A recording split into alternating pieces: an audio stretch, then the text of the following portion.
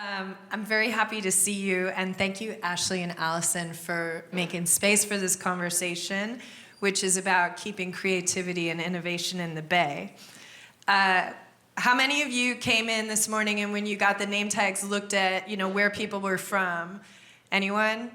I saw a lot of people came from far and wide here in the Bay and beyond, and I'm curious, although I'm not sure I can see you, are there any Oakland folks in the room? Yes, thank you for making some noise. What about Hayward or Contra Costa County? All right. And San Francisco? San Francisco? I'm a parent of 2 San Francisco Unified students, so that's really great to hear. Thank you for investing in yourself, in your tools, your knowledge, and your network by being here today. So I'm honored to be joined by 3 creative talents, storytellers, and yes, visionaries, who have dared to dream and found successes right here in the Bay Area. And as you go out for the rest of your day's programming, a few of us were talking about, well, what do we have to offer that you can't get within your network, or get inspired by watching those students who we saw earlier. And we're going to do our best. So we'll be touching on the inflection points. First, we'll be touching on the inflection points of the pathways of these 3 talents here with me today. On particularly, though, the people, the networks and coalitions, and the institutions that have made a difference in their career paths. And then we're going to switch over a little bit and be looking forward and talking about what you're all doing to pay it forward. And I hope in that there's some resources for you to take into your classrooms and to encourage the young people who you're working with. I don't want you to worry about taking a lot of notes. So I saw we have an app, and later today I'll be posting some links in the channel for this morning's conversation. So keep an eye out for that if you're someone who would like to keep the conversation going or find the resources in the app. So Allison introduced everyone, and I am going to start with you, Grace. Grace Porras, what has your Bay Area journey been, and what people, educators, and resources have helped you along the way? Hello, everyone. It's a really good question. Thank you for starting with me. I'm so excited to be joined by this incredible panel. So I was born and raised in Hayward. At 17, decided I didn't want to live in California anymore, so I moved to New York for college. But in that journey and in that reflection of being in New York, I realized, wow, the Bay really set me up for a lot of the, success that I would then have. I grew up going to after-school programs, one of them being Girls Inc., that through this process I realized the program that I was in, Latinas y Que, was a program that Dawn helped create alongside Martha, who was my mentor. And that was sort of like my first introduction into the production world. We were tasked with producing our own short film, and alongside a youth that we were assigned to. And so it was kind of like a mentorship program for me, but also a way for me to mentor another generation as well, which I think really equipped me to go on into my, adult life and navigate sort of this trying to be pulled up while also pulling someone else up at the same time. I think that's so special. And in my reflection, as we prepared for this panel, we wanted to make sure that we were, not only identifying the opportunities that we had ourselves, but also the opportunities that were presented to us to actually inspire the generation behind us. Did I answer your question? You did, although I just for the room who may not have seen your bio, can you share some of the productions you've worked on? You've worked in reality television, and I know there were a few particular individuals who spoke to you while you were in LA and said, hey, you can come make it here. Can you just talk a little bit about that? Yeah, And so maybe I'm going to also add, just if there's one particular educator, formal or otherwise, who you think of when you think about like what provided a breakthrough for you. Can you talk a little about that? So after graduating college in New York, I was like, okay, no more scholarships. I have to get a job. My sister, she went to UC Santa Cruz to film school, and she was in New York, had moved to New York after college and working on production. And she was like, I could get you a job as a PA. Come be a PA with me. And so I did. That was my first introduction to the production world. And I've always been a very hard worker. I learned this through the programs that I was in, and a lot of the folks around me were like, saw potential in me and continued to hire me. So I worked for 4 years in New York and did a dance between New York and LA as well. And it was a producer that told me, was like, well, you have potential. Like, if you really want to take this career to the next level, you should really live in LA. New York is a great market, but I think for what you're trying to do, you should be in LA. And I reluctantly, because like I said, I wanted to leave California when I was 17. I did not intend to go back. I was like, okay, at least I'll be closer to family. So I moved to LA. I continued in my career. I've always been a freelancer. Like Lex said, I started in reality, and I was really feeling this like tug where I loved what I was doing. I was being exposed to a lot of things that I don't think I would have been exposed to otherwise. But I was like, this is not like fulfilling my soul in a certain way.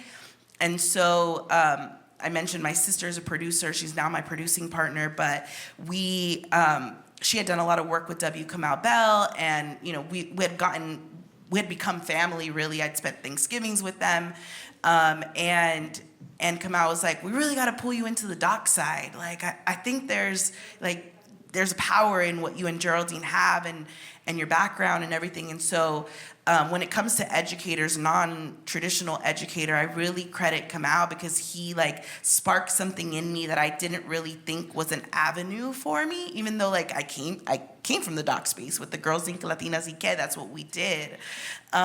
So he really was like, we're gonna find a way to like marry this. So in 2021, we started developing and producing a documentary called 1000% Me Growing Up Mixed. And it's on HBO, it's on Max streaming if you guys want to check it out. But we produced that doc with the intention to talk to mixed race kids across the country. And then when the development shoot happened here in the Bay Area, we realized like, oh, the documentary is here. We have so many voices and so much diversity here that we really didn't have to look to the rest of the country, although we still think HBO should make it a series. So I started producing this documentary here in the Bay, and I was like, wow, I could really see myself living here and creating here. Like, so much of my identity is here, and I want to do more of this. So we finished the documentary. It won an Emmy. It won me an Emmy, and thank you. And at that moment, I was like, Kamau, how do I do more up in the Bay? And he was like, well, actually, I'm launching a production company, and I want it to be based in Oakland. Why don't you come work for me? And so I did. A rare opportunity for you to come up to the Bay with a job, an opportunity like that. So I came as his head of production, and it's been an incredible journey being back. Thank you so much, Grace. So yeah, individuals, networks, being able to start up a production company here in the Bay means we can attract talent back to the Bay who grew up here, who learned here. I'm stealing the doc side. I hadn't heard that one before. And Dawn, what's your story? I love that we had this connection that we didn't really realize until we started talking about this. So, I grew up in Los Angeles. And when I was 17, I decided I had to get the heck out of LA, that it was not the place that was representing the things I believed in or wanted to be part of. But I was a theater kid, and when you talk about teachers, like, I was in theater, I was in music. Mrs. Walker in my middle school what an amazing person, you know, somebody who taught me how to speak publicly. I'm all choked up from, you know, shout out to those young people today, to Downtown High School. I had no idea I was gonna cry at the beginning of this program, but it really hit me like Mrs. Walker, Mr. Weinsberg, the two theater teachers are the reason why I graduated from high school, why I was able to like really stick it out, and why I grew up loving storytelling and writing and reading and like performing and being with people. So, but when I got to the end of high school, I felt like I wanted to be in theater, I wanted to make movies, I wanted to do things, and at the time, I really felt like there was no, you know, I'm a Chicana, Mexican-American roots, my family, thank you, that's right. You know, my family were farm workers. I felt like there was no representation of my family, you know, and I was the first person to graduate from high school. Thank you, I know, right? You know how hard that is. It was a big deal. And so to get to go to college, I wanted to get as far away from Los Angeles as possible and as far away from the industry as possible, to be honest. But I went to UC Santa Cruz, and I got a really great education and was part of a lot of social justice movements, you know, the anti-apartheid movement for South Africa. So those are my roots, right? Like looking at social justice, and I couldn't help myself but make media, make stories, do things. So I graduated with a women's studies degree and psychology degree, and I made my first documentary film called Hijas de Ramona, which was about my abuela and my mom and my tias, and about our educational process and why education was so important in our Mexican-American family. So that's kind of where I started, and then I was like, there's no way that I can still make this a career. So I worked with homeless youth here in San Francisco with Huckleberry Youth Programs. Yeah, thank you. And I got to make, I'm one of those people, I resisted making films, doing that, except for when I was with young people. So we started a journal in the home. We worked with unhoused youth. We had a journal, we had a film project, we had audio projects, we were doing music. So it was really the heart of what I wanted to do. And then I was invited, I applied to 3 film schools and 1 social work school. And UC Berkeley gave me pretty much almost a free ride. And I really dug deep and thought, why do I want to make films? Well, I want to make films because I really care about my community, and I want to tell the stories of the people in my community. What better way to do that than to become a really good listener and to actually be part of a solution as opposed to just, not being of use. And my social work program was great. It was an amazing, UC Berkeley, go Bears. Well, I'm not a sports person, sorry. I have no idea. If I make a sports analogy, please.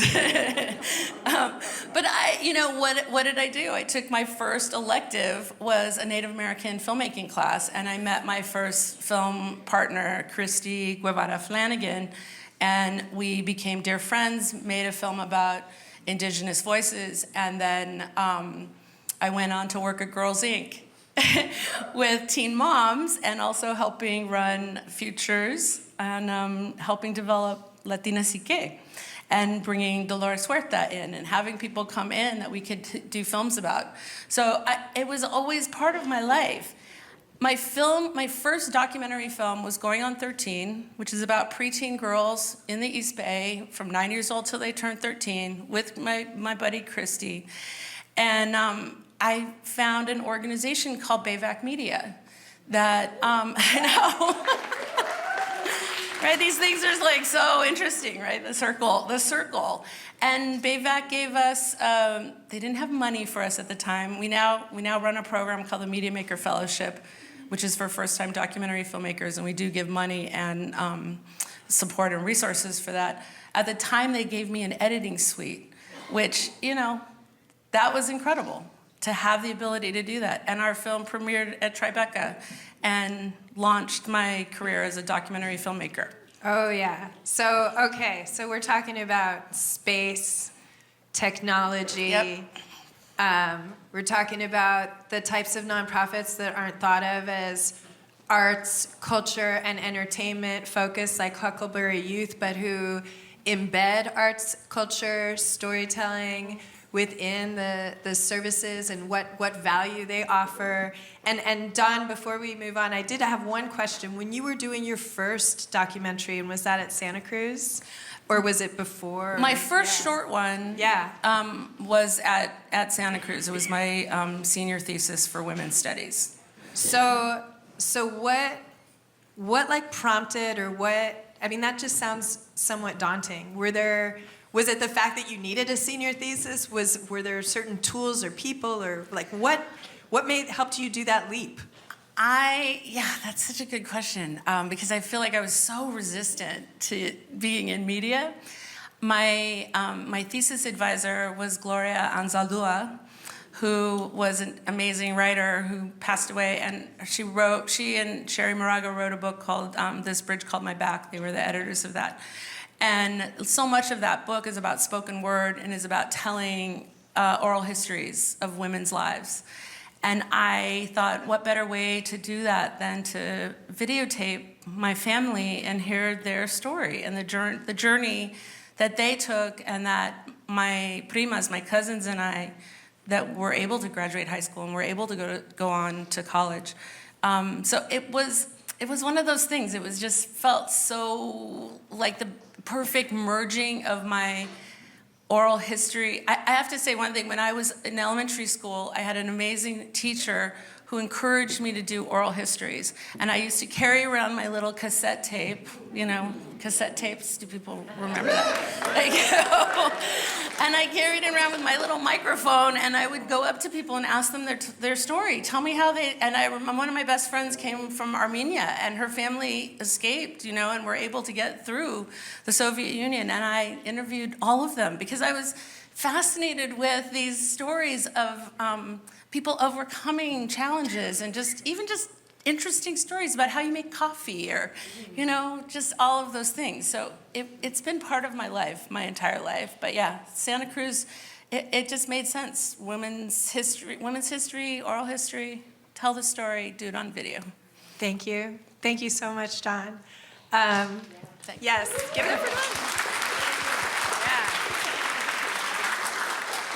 And so I have to share, it probably was almost 10 years ago where I was with my friend Iris. We were in Japantown, and we heard about this performance, I Too Sing America, that was happening at a community center in Japantown.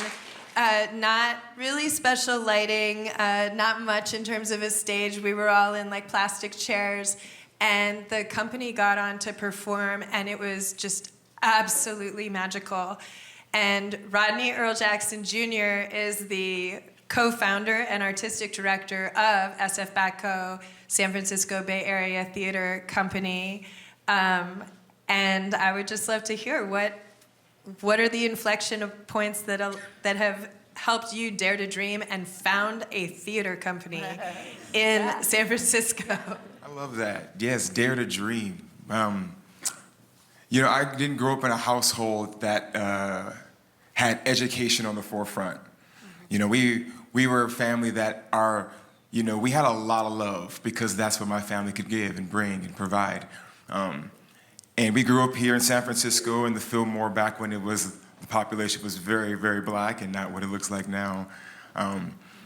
And my dad didn't graduate high school. My mom barely graduated, and I knew that they wanted something different from me. They're little weird, dancing, singing little 7-year-old boy, like, what the hell do we have here? And I'm so happy that they allowed me to express myself and not stifle it to fit some kind of cultural lens of the community. A man by the name of Mr. Danny Duncan came into my elementary school, and the story my mom tells me he says he saw something special in you, and he gave me a pamphlet for this program called the San Francisco Arts Education Project, and said, if this young man wants to come, I will make sure he has a scholarship. And I said, Mom, please, can I do this? And thank God for my mother, UT Rutherford. She allowed me to stay with that program. I met Miss Natalie Green, who was my teacher, one of the first people who taught me how to dance back in the day in the 90s and early 2000s. And that changed my life. I was in a trajectory of artists in different community. I didn't always feel smart either, but theater forced me to read, forced me to learn, forced me to investigate history, because plays are about important parts of life and inflection points in life. And I then went on I was blessed to go to Rufus Alves School of the Arts, got a full scholarship to Carnegie Mellon University, went off to Broadway, and met some of my most incredible friends ever, one of them being born and raised here also, Marcelo Javier Pereira. We founded the SF Baco together because back in New York, we didn't see anyone or shows that represented Latin and Black people. We were like, I can go be the one person in this show, he can go be the one person in that show. We were like, what the hell is this? So we were like, let's go home and create something that, people say, answer your own call. You find the space. The space is open, you go fill it. And so we did. We were like, we're gonna go do this, we're gonna do that. We came back to San Francisco, slapped us in the face. The company now is 10 years old, and we're blessed to be providing so much space for so many artists. And one of the main things that we like to do is help young people find their educational next step. So we work with a lot of high school students who want to go to conservatory programs like we did. And we have so many friends, and they're friends now. They're young people who've graduated, who are off on their own journeys, creating films, off in New York, doing shows, and who've come back because they love what we're doing and they know that there's a space for them here in our company. So that's me. Thank you, Rodney. All right, so we heard about public education and how inspiring one person can be, the importance of what I would say maybe after school or nonprofit programs in the community that are accessible geographically, culturally, and financially, for sure. And we're not spending a lot of time in this panel talking about the precarity, but I do want to acknowledge that things are really changing, that governments have provided some level of stability to predict and plan resources and opportunities, and that feels right now like it's gone away locally and federally in this moment. But that for those of us who care about the next generations, and I know you do, that finding these through lines, that finding these spaces, these coalitions, these policy opportunities is just as important as ever. And there is some good news. So we've looked back for inspiration, and now we're going to talk about what you three are doing looking forward. And I just want to throw out a few other good news things. As you may have heard, an anonymous donor gave $100 million to build artist housing right here on Market Street, below Market Artist Housing. Yeah, that's huge. And I was reading in the paper, not through work or anything, that NVIDIA co-founder Jensen Huang made a record-breaking donation so that California College for the Arts could sustain here and sustain for students. I think the total was around $25 million. Wow. So that's a lot. That's a significant investment. And just yesterday, Governor Gavin Newsom announced a statewide plan for economic growth that includes $245 million for jobs. And I want to acknowledge again Allison Frenzel, who has been with me at the Creative Economic Work Group through California Arts Council, really just bringing home the importance of pathways through career technical education, through the education you are all doing into quality jobs. So thank you, Allison, and thank you, all of you. It's so exciting to see that there might be some resources for innovators to start up and grow new pathways into quality jobs.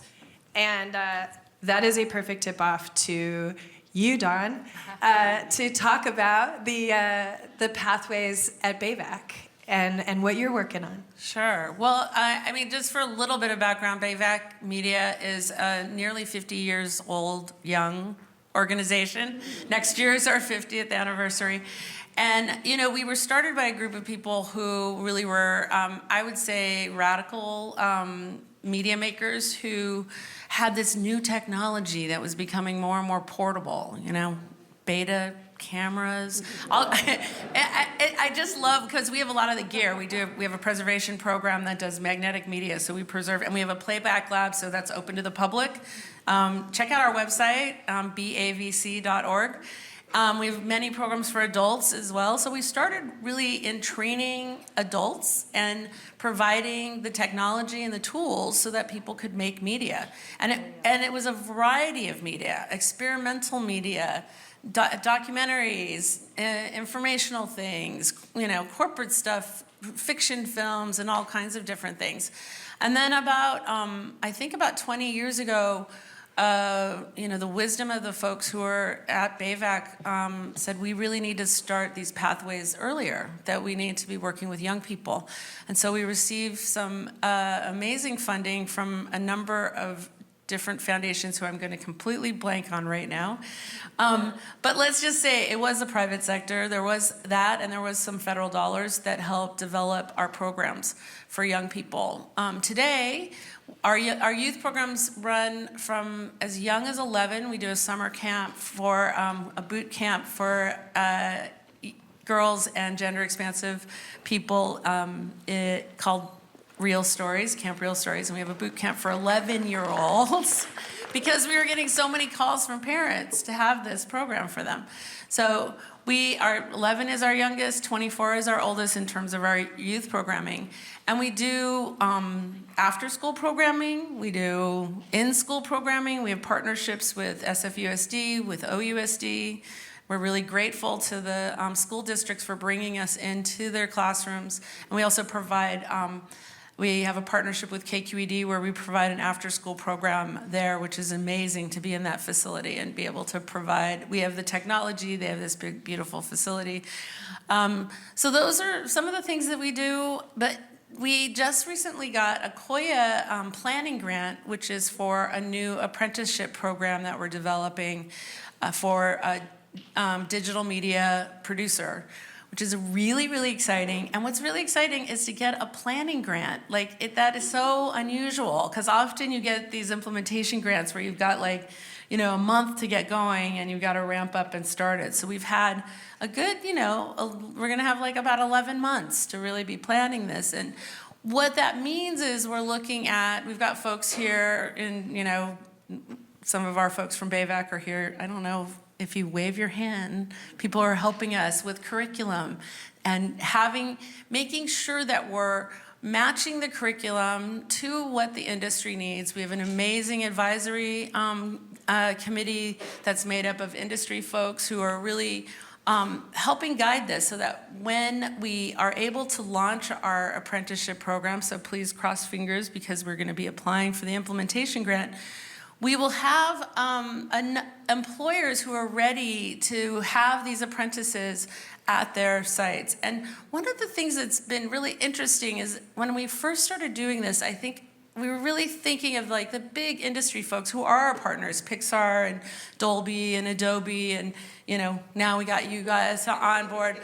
But we're also realizing that the digital media is in every sector across the board, right? So our school districts have a comms team, right? The Department of Public Health has a comms team, right? Small businesses need producers, right? Because everyone is using this kind of digital media. So we are really excited about those partnerships.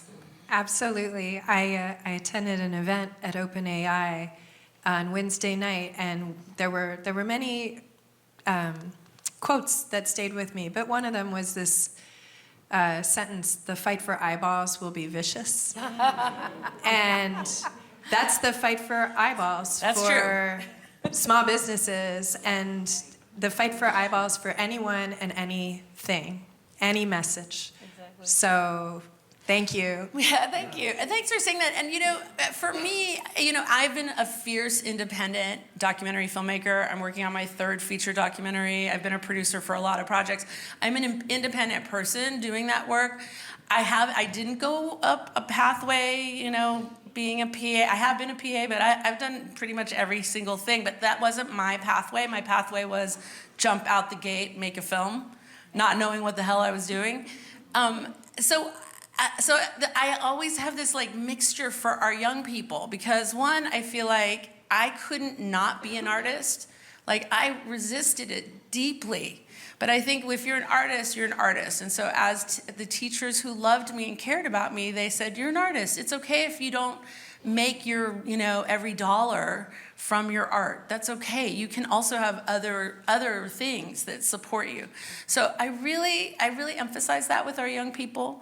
And I emphasize the fact that we can have entrepreneurial skills that we can develop in our young people. You've been a freelancer, we want our young people to have all different types of pathways. Absolutely. Absolutely. And it's so important, right? And the other thing, too, that I really think about, and that's why I love collaborating, and I have a lot of collaborators here, Youth Beat. There's so many amazing organizations.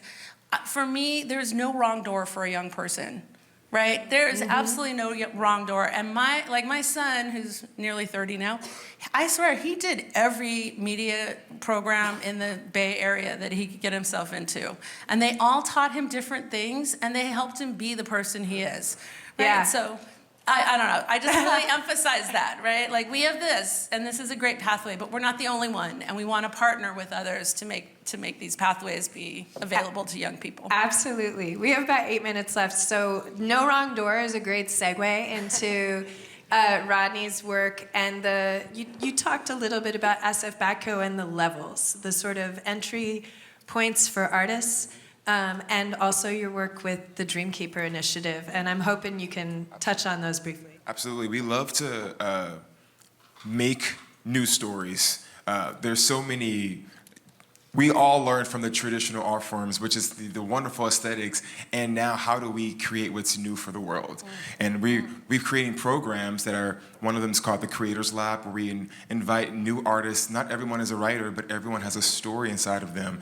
So we have a program with some incredible literary folk in the theatrical field who work with you on extracting, let's turn that story in your head into some pages and put it, and we'll bring a director and we'll get a cast for you and we'll see what this looks like so that you can dream big, you can vision what this is. And we get so much feedback from people who don't traditionally look like a writer or feel like they have those skills and oh my God. And now they're taking it to whole new heights at festivals and whatnot. And those are the kind of programs we want to keep investing in because those people are going to change the world. We can only fund those programs through certain initiatives, often city initiatives, because we're a nonprofit organization and we had the most incredible experience working with DKI. That acronym is the Dream Keepers Initiative. It redirected funds from our SFPD and put it back into community. And it was transformative for us, transformative. And hopefully we can continue that work because we were then allowed to employ so many BIPOC, people of color artists to not focus just. We got to supplement income in San Francisco, which is a really hard damn thing to do, y'all. Because most people are like, I can't come and be an artist with you. I got to go make sure that my kid can have food on the table. And everyone's driving from Walnut Creek and Hayward and the South Bay, and no one lives local because not a lot of retention in San Francisco for African Americans or most of the people of color at all is truly valuable. So those funds, those resources were transformative. And hopefully they can continue to be transformative as we continue to program intentional things in the Bay Area. Thanks, Rodney. And I will put some links to some of the programs I mentioned again in the app on the channel for this conversation today. But speaking of the power of networks, Grace, I'm hoping you can tell us a little bit about Make It Bay. Yeah. I love being on this panel because I feel like and I love being in between because I feel like Make It Bay's mission has been sort of to make sure that all of the folks doing the amazing work here in the Bay Area, from organizations to educators to production companies are able to talk to each other, because a lot of the times we're just like so focused doing the work in our silo, but we're not realizing that around us are these incredible resources and ways for us to keep our young people and emerging creatives here. So Make It Bay was born sort of out of, this question of how do we keep our creatives here? How do we harness our cultural power in the Bay Area and allow for there to be opportunities for our young folks and emerging creators to stay here? An initiative born out of Oakland when the then mayor approached W. Kamau Bell and Ryan Coogler at a fundraiser and was like, I heard that there's there's been several productions, but these two particular productions that are from Oakland creators who wanted to film here but couldn't. Together, I'm a Virgo and Blind Spotting would have spent $100 million in Oakland's economy had they had the opportunity to do that. But what we know about the industry right now, production, the name of the game is the bottom dollar. Like, where's the cheapest place we can make this art? And it's so unfortunate because these stories are written about a place and they have to go to New Orleans, cheat it for Oakland, or they have to film it in LA, cheat it for Oakland. That sounds so ridiculous. Yeah. Even like being in this work and saying that out loud is like, wow, we can't make this happen. So my co-director, Sam Bempong, and I really sought out to figure out what is the landscape out here. Like I mentioned, I'd been gone 15 years from the Bay. Sam as well had been gone from the Bay, and we came back and really wanted our careers to thrive here. But how do we make that happen in a place that's not investing in us? So we sought out on a listening campaign, and we wanted to know, like, what do the filmmakers think? What do the business owners think? And then, through that process, we discovered, like, okay, we have to make it financially feasible for productions to be able to spend their money here. So through the city of Oakland, we passed a rebate program that it's now law, a 10% rebate in Oakland. When a production comes here, they can get a 10% rebate on all of their Oakland spend. That means all of their Oakland hires are rebated, all of their vendors are rebated. Now that is complementary to what the California Film Commission offers in their tax credit. So really what we wanted to do was say, like, yes, we have this incredible tax credit in California, but look to the other regions outside of LA. Like, we have incredible landscapes and opportunities here. Let's base productions here, make it financially feasible, and pathway our youth, pathway our emerging creators into these jobs so that they can stay here and also see this as a career for them. I don't want another youth to come across a creative who's in LA or in New York and say, you really have to move here to make your career work. That's right. Let's keep them here. That's right. So, like I said, and thank you for that, but like I said, we couldn't do this work without the organizations that have already existed long before we came to the table. Our main mission is just to de-silo, have everybody talk to each other, have the workforce organizations talk to each other so that we can figure out what are our gaps so that we really can say we are providing the opportunities so that our youth and our emerging creatives, because it's not just our youth, so it's adults as well, have the opportunity. It's been said on this panel several times, I know we're out of time, but this is the economy of the future. And we're fighting for eyeballs, but we also need to make sure that we're providing the opportunities for our young folks to have the opportunity to actually create those jobs and create that demand, right? Absolutely. And with their It doesn't stories. stop with just us. Right, it doesn't, exactly. I have so many thoughts, but I'll stop. It doesn't stop with just us, and your timing's perfect. You basically brought us home. I see the 1 minute mark, but for all of you, I hope some of this is helpful to you. I would say for young people who are leaving high school, for example, or looking for their next opportunity, yes, there's all these programs and resources, and it can be hard to navigate. And don't be afraid. They can absolutely call their local elected official as a starting point who will point them to their Office of Small Business, their Cultural Affairs Agency, their nonprofit and community networks and leaders. And it may take some time to find the right paths, but the idea of no wrong door is something many people share. And if they do dare to dream, that there are resources and opportunities. I want to thank the three of you for sharing your stories and sharing your work with us today. And thank you all for listening. Thank you. Thank you. Thank you.